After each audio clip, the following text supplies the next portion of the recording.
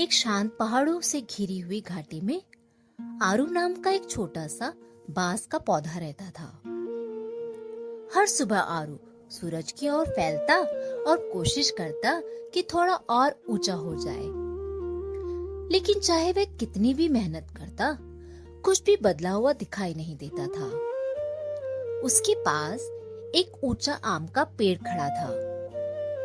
उसकी शाखाएं हरी भरी थी, उस पर पक्षी बैठते थे और हर कोई उसकी सुंदरता की तारीफ करता था।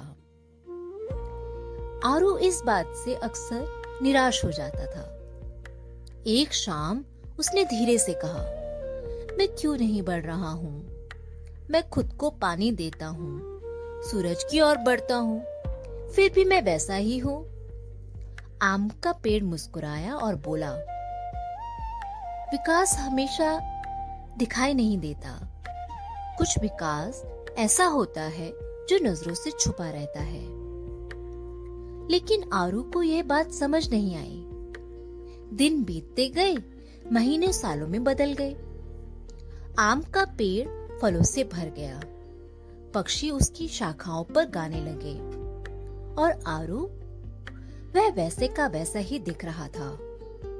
एक दिन निराश होकर आरू चिल्लाया, अगर कुछ बदलना ही नहीं है तो कोशिश करने का क्या फायदा?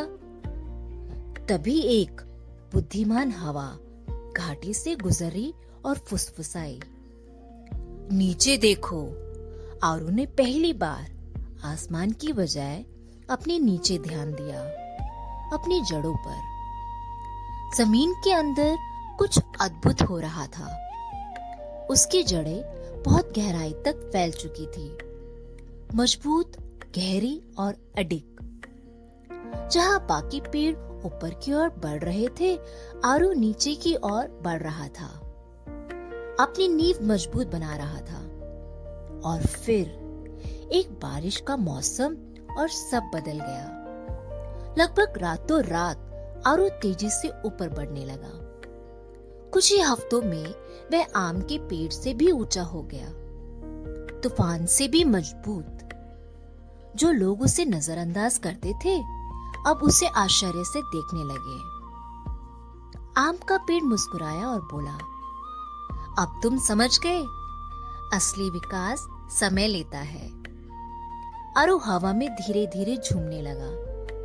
अब वह शांत था। उसे एक गहराई, सच्चाई समझ आने लगी। धैर्य का मतलब सिर्फ चुपचाप इंतजार करना नहीं है, बल्कि चुपचाप बढ़ते रहना है। क्योंकि सच यह है, सबसे मजबूत जीत जल्दी जल्दी भागने से नहीं, बल्कि टिके रहने से, लगातार कोशिश करने से मिलती है। तब तुम सिर्फ बढ़ते नहीं हो, तुम उभरते हो और ऊंचा उठ जाते हो। दोस्तों, कमेंट करके जरूर बताइए आपको ये कहानी कैसी लगी।